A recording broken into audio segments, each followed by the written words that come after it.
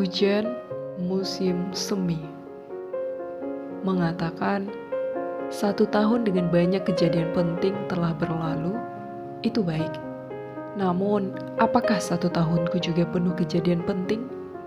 Dalam 1 tahunku, ada hari-hari yang kuanggap malang dan ada juga hari-hari yang kuanggap gagal. Malah, ada 1 hari dengan kemalangan dan kegagalan yang datang pada waktu bersamaan, masuk ke hidupku tanpa permisi. Itu adalah hari yang sempurna untuk kehancuran sebuah proyek yang sebenarnya sudah direncanakan dengan matang.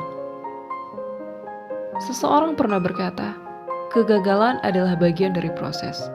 Akan tetapi, begitu aku sendiri mengalaminya, yang terlihat besar justru kegagalan yang datang menyerang, alih-alih proses rumitnya.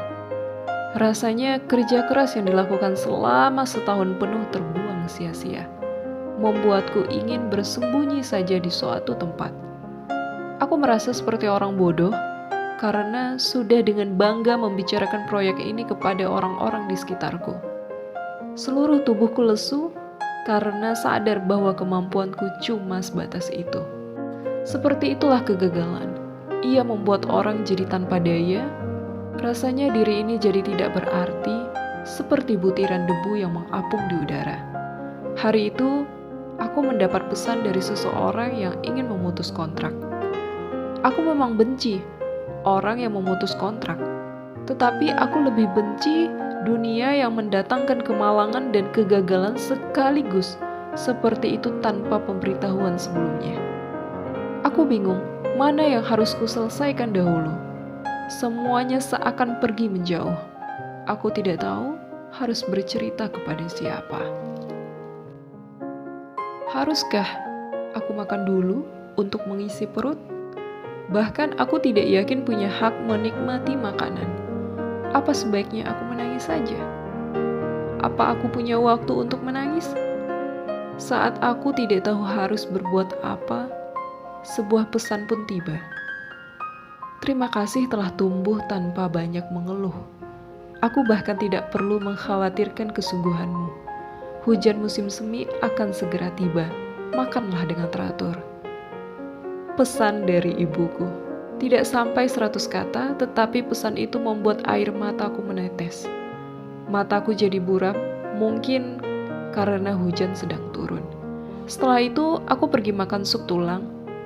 Mau gagal dan malang pun, kita harus tetap makan. Saat aku memotong tulang sambil memandang hujan, rasanya aku sedang menatap diriku sendiri yang lahap makan nasi.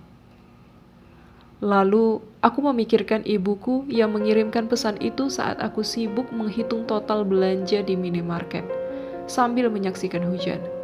Aku teringat akan satu hal, bahwa semuanya akan berlalu. Jadi, aku harus tetap berusaha dan bertahan. Aku suka kalimat ini. Tuhan memberikan cobaan sesuai dengan kemampuan kita untuk menghadapinya. Ketika aku mencoba untuk menata ulang kalimat itu, mungkin kalimatnya akan seperti ini. Cobaan datang setara dengan kemampuan kita. Meski aku berpegangan pada prinsip itu, tetap saja aku merasa hal-hal buruk selalu datang bersamaan.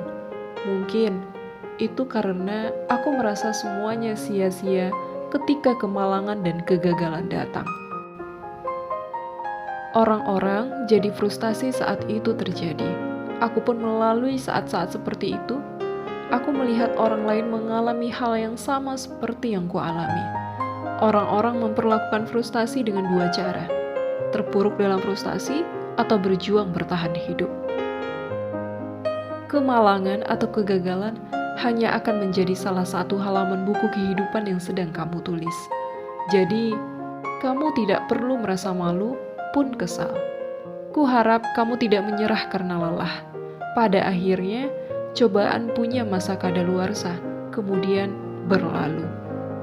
Saat semua proses ini sudah berlalu dan aku menoleh lagi ke belakang, ada kalanya aku menganggap keberhasilanku melewati ini semua adalah berkat kemampuanku sendiri. Namun sebenarnya, keberhasilan itu berkat orang. Mungkin lebih tepat itu berkat mereka yang selalu ada di sisiku.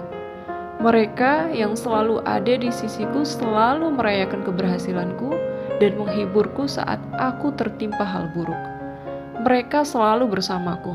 Apapun wujudku, seperti apapun situasiku, kehangatan mereka membuatku bertahan. Seumur hidup, aku bersyukur karena kehadiranmu. Aku hanya ingin berterima kasih tanpa perasaan merindu atau bersalah. Karena merindu berarti kita tidak lagi bisa bertemu, dan rasa bersalah berarti tidak ada lagi yang bisa kulakukan untukmu. Karena itulah, aku hanya ingin berterima kasih. Aku ingin kita tetap sering bertemu. Aku ingin membahagiakan orang-orang yang ada di sisiku dengan semua yang kumiliki. Aku harap hubungan ini tidak memiliki masa kedaluarsa. Aku harap hubungan ini tidak bisa terhapuskan oleh takdir. Belakangan ini, aku banyak mengucap salam. Kita tidak bisa memperkirakan yang akan datang itu keberuntungan atau kemalangan. Kita juga tidak tahu apa kita akan sukses atau gagal.